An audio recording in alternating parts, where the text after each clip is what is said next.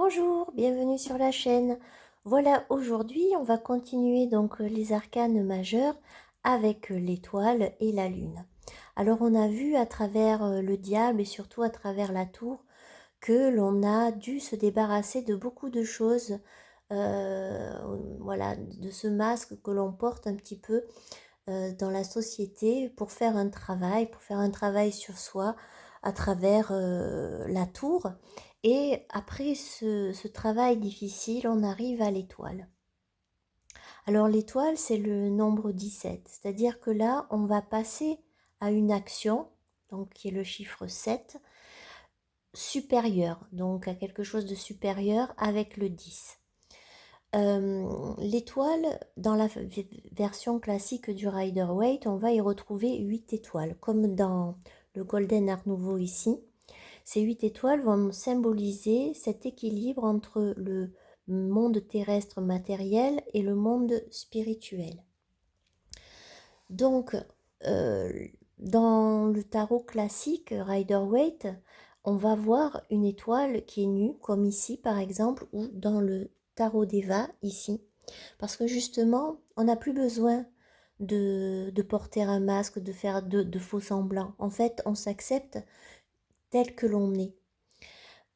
Au niveau de la tempérance, en fait, dans la version classique du rider que j'ai pas, on voit que la tempérance a un pied dans l'eau et un genou sur la terre. Et en fait, cela justement signifie que signifie justement qu'elle est à la jonction en fait entre ces deux mondes, entre le côté du coup terrestre et le côté spirituel. D'accord? Dans la version classique du rider, on voit aussi un ibis, un oiseau qui est sur la carte, qui là est symbolisé par un oiseau ici. Alors, il ressemble pas vraiment à un ibis. Et cet ibis fait référence en fait au dieu Thoth, qui est l'ibis va représenter un petit peu un symbole d'initiation. Ça va marquer que on commence à se connaître et à connaître nos mystères, ce qu'il y a de caché en nous. Et du coup, dans cette carte de l'étoile, ça va faire référence à l'espoir. Parce que l'étoile, en fait, elle agit vraiment en conscience. Voilà, il y a... euh, l'étoile, en fait, elle va amener quelque chose de spirituel dans le monde matériel. Donc, elle agit, ses actions sont faites en conscience. Donc, quand on va parler de l'étoile, on va y voir la protection, on va y voir la confiance. Ici, on voit cette notion-là. On a une étoile ici sur cet enfant qui tend la main à quelqu'un d'autre, à quelqu'un qui est en détresse. Donc on a cette notion ici justement de, de tendre la main, d'avoir confiance en quelque chose de mieux. Euh, donc il y a cette notion-là. Ici, on est plus dans l'acceptation de soi, avec peut-être un mur bleu qui va faire référence à l'eau, aux émotions aussi. Et on a ce visage qui est tourné vers les étoiles, vers le haut, donc vers le spirituel. Et on est plus voilà, dans ce côté de s'accepter euh, tel que l'on est. Donc, quand on va avoir cette carte de l'étoile à l'endroit, en positif, on va avoir justement le fait que on est à sa place, on a trouvé sa place. Euh, comment dire, on a justement, on est ouvert, on est quelqu'un de naturel, on se sent aussi vivant.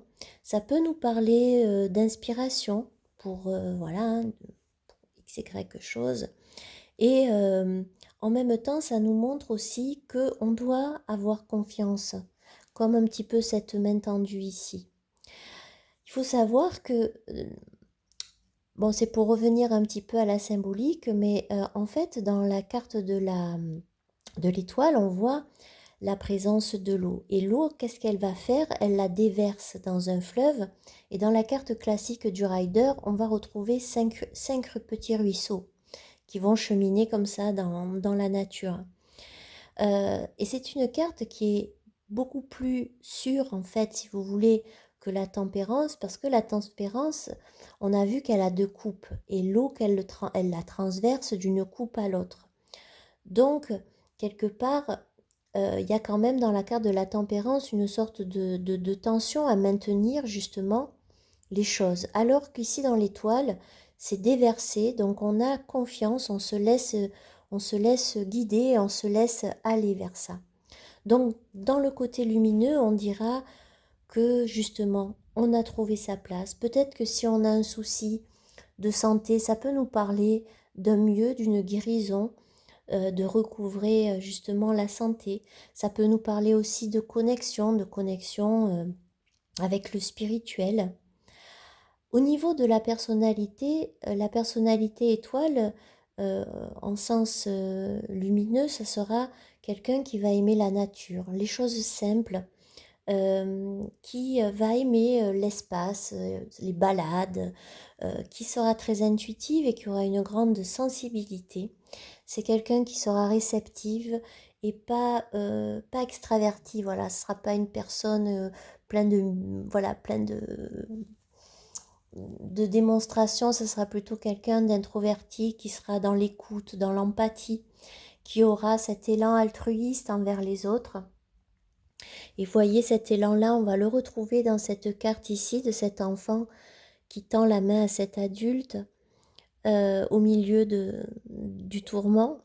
L'eau va être symbolisée ici par la bouteille et par la sorte de tasse qu'elle tient dans sa main. Ici, on est vraiment dans le côté cérébral. On a l'impression que toute cette confiance, elle se situe ici, au niveau de la tête. Donc, elle est plus centrée sur soi que dans cette carte ici, où on va retrouver la présence d'autres individus autour. Quand on va avoir donc cette étoile en sens inversé, on va se retrouver justement avec quelqu'un qui ne se sentira pas à sa place, qui n'aura pas forcément d'énergie pour avancer, qui peut manquer d'inspiration justement dans sa vie.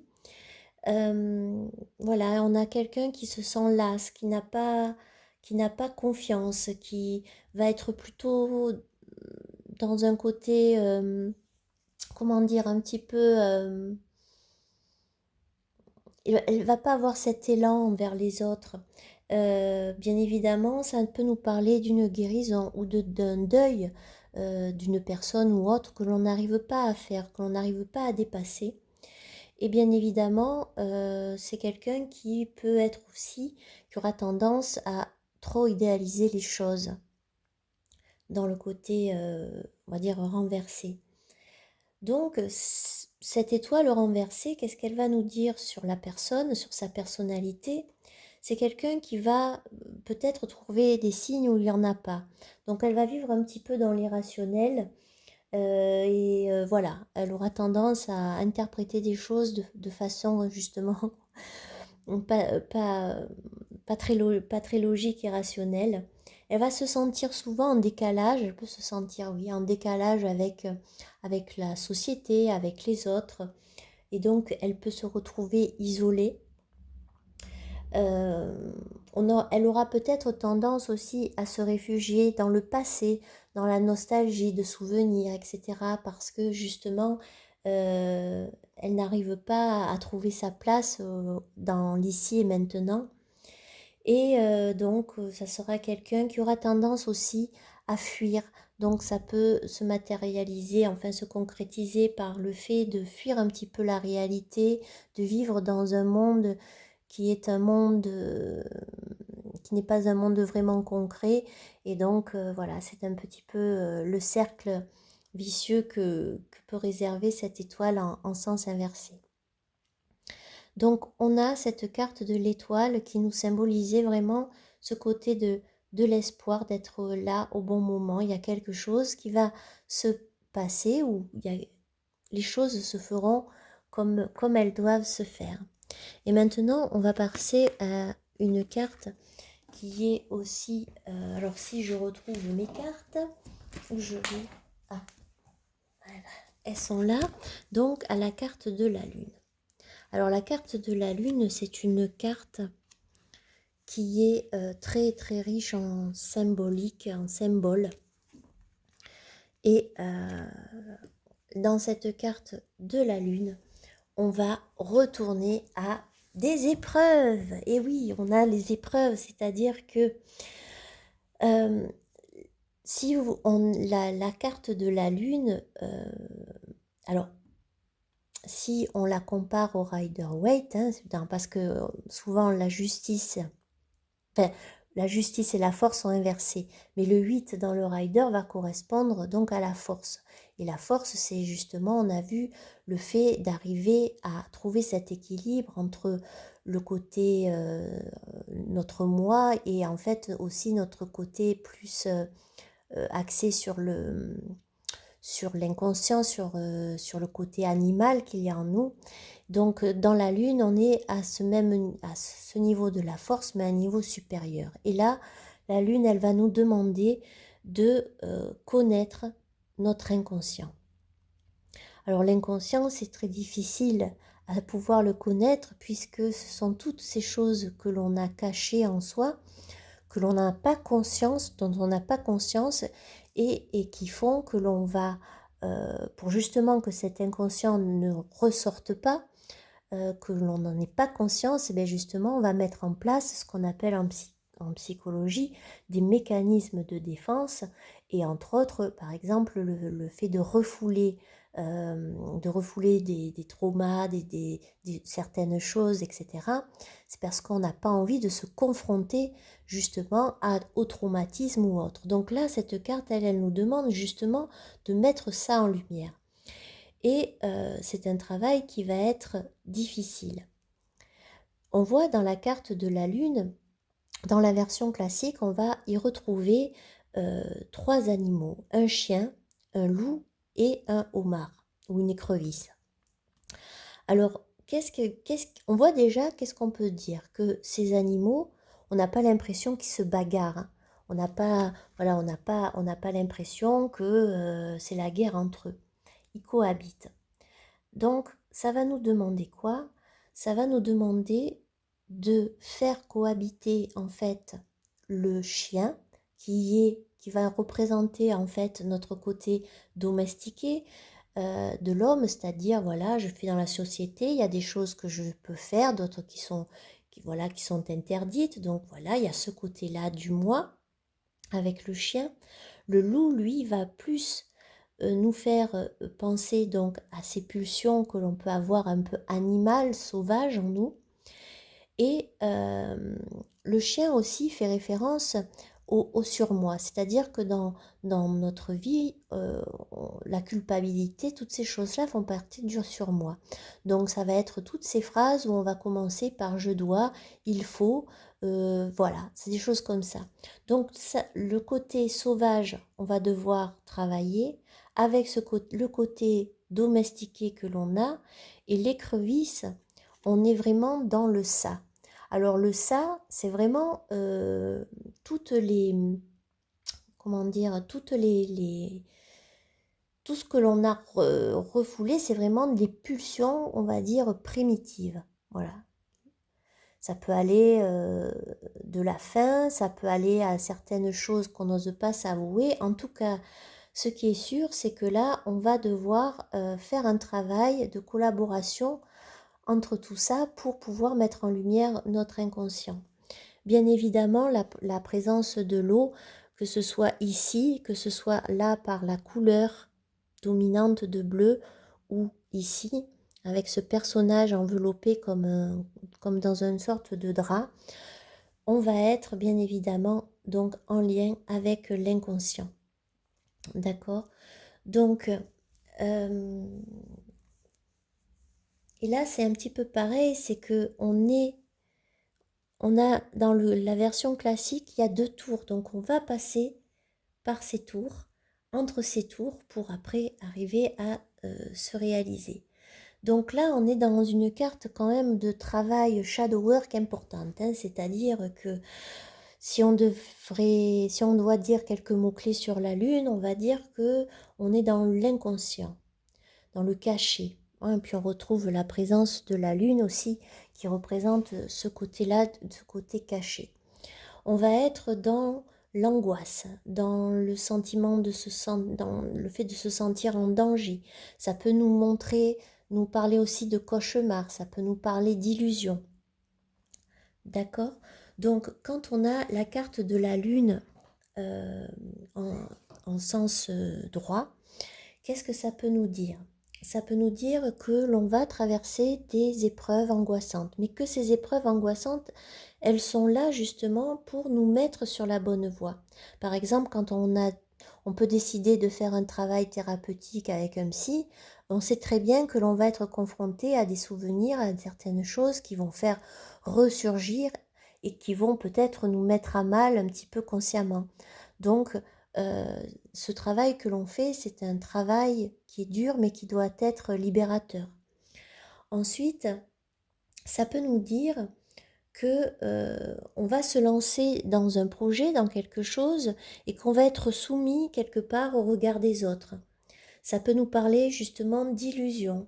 Ça peut nous montrer que l'on a en soi une peur de l'inconnu. Par exemple aussi, on remue quelque chose du passé. Donc par exemple, comme je vous ai dit, si on fait une thérapie ou voilà, on peut être confronté à certaines choses. Et donc ça, c'est dans le côté donc à l'endroit. Au niveau de la personnalité lune, alors c'est quelqu'un qui va quand même qui va beaucoup être en lien avec les artistes, parce que justement, l'artiste a cette capacité à, même s'il n'en est pas conscient, de mettre par exemple sur ses toiles, dans sa musique ou autre, des choses de son inconscient. Donc voilà, il y a des choses comme ça qui arrivent à s'exprimer et que les artistes arrivent à exprimer, voilà, visuellement, graphiquement ou autre, euh, avec avec cette lune. Donc on aura plutôt des personnes qui sont dans qui ont un côté artistique en tout cas important, qui fonctionnent beaucoup sur un mode émotionnel. Donc ça sera des gens qui auront quand même beaucoup d'empathie, voilà, qui auront de l'intuition, des prémonitions. Il y a quand même une attirance pour ce qui va être de tout ce qui est occulte, ésotérique, l'art, voilà, des choses comme ça. Ça sera des personnalités plutôt introverties, voilà. Elles ont besoin un petit peu de macérer, c'est-à-dire elles ont besoin de temps. C'est plutôt des personnes qui vont pas arriver et de suite vous taper la bise, voilà. Ça sera plutôt des personnes dans ce style-là.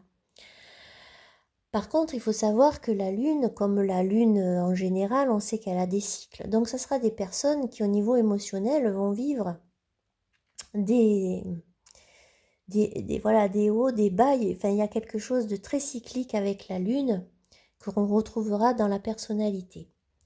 Quand on va se retrouver face à la Lune en sens inversé, donc justement, on est complètement dans le déni, c'est-à-dire qu'on se voile la face, on a peur de se confronter à certaines choses, à certains souvenirs ou autres, et du coup, voilà, on est dans ce côté-là euh, de déni.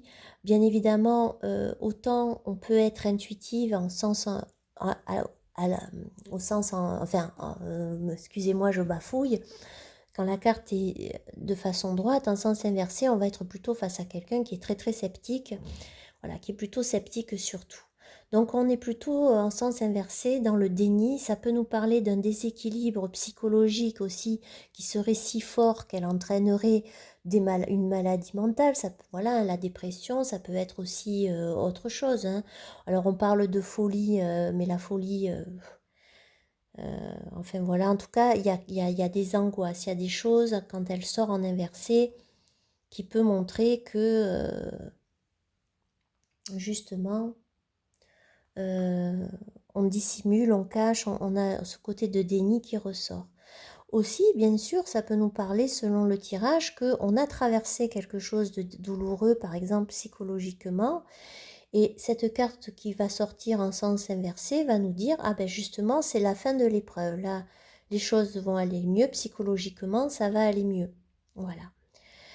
Et bien évidemment, ça peut nous parler du fait de sortir ou faire sortir, donc on sort de l'illusion.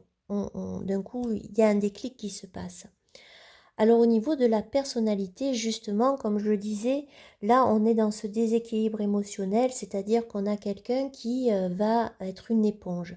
Le fait d'être une éponge au niveau émotionnel et d'être, comment on dit aujourd'hui, hypersensible, euh, c'est sympa. Mais quand ça devient trop, eh bien on va justement avoir des moments où on est très optimiste, positif, et des moments où voilà, c'est un petit peu le bipolaire, hein, pour résumer un petit peu comme ça, vite fait. Donc voilà. Et bien évidemment, on aura tendance à interpréter un petit peu tout avec le côté émotionnel. Donc parfois, ce que vont nous dire les autres, on va le prendre vraiment pour soi. On va pas y voir un deuxième degré ou on va pas avoir de recul. Et du coup, ça va être une personne qui va être quand même susceptible. Parce que du coup, elle interprétera tout à la lettre. Et voilà, les jeux de mots avec elle, le côté à humour un petit peu décalé, je ne suis pas sûre qu'elle puisse le comprendre. Et voilà, justement, c'est ça, c'est-à-dire qu'entre les impressions que l'on a et la réalité, c'est quand même deux choses différentes. On peut avoir l'impression, quand quelqu'un nous regarde, qu'elle n'a pas l'air de nous apprécier, mais ce n'est pas obligatoirement la réalité. Peut-être que cette personne a juste un regard de chien battu naturel et que du coup, c'est sa façon à lui de regarder. Donc, on va avoir tendance, dans cette lune renversée, à interpréter les choses un petit peu comme nous, on les ressent, on a cette impression. Et pour finir, justement, le côté, on va dire, plutôt introverti de la lune, qui est posée, intuitive, là, on va avoir quelqu'un qui peut être fantasque, qui peut être volubile, et voilà, qui va nous donner vraiment cette sensation d'avoir au niveau de sa personnalité des moments où elle est super ouverte, et voilà, et d'autres moments où elle va se retrouver renfermée. En tout cas, le cycle lunaire dans cette carte-là est très importante. Et donc, avec cette lune, qu'est-ce que l'on fait si on arrive à mettre justement notre inconscient en lumière? Et voilà, qu'est-ce que ça va nous donner? Eh bien, ce que l'on verra la prochaine fois avec le soleil, l'arcane du soleil. Eh bien, j'espère que cette petite vidéo vous a plu et je vous dis à bientôt. Au revoir.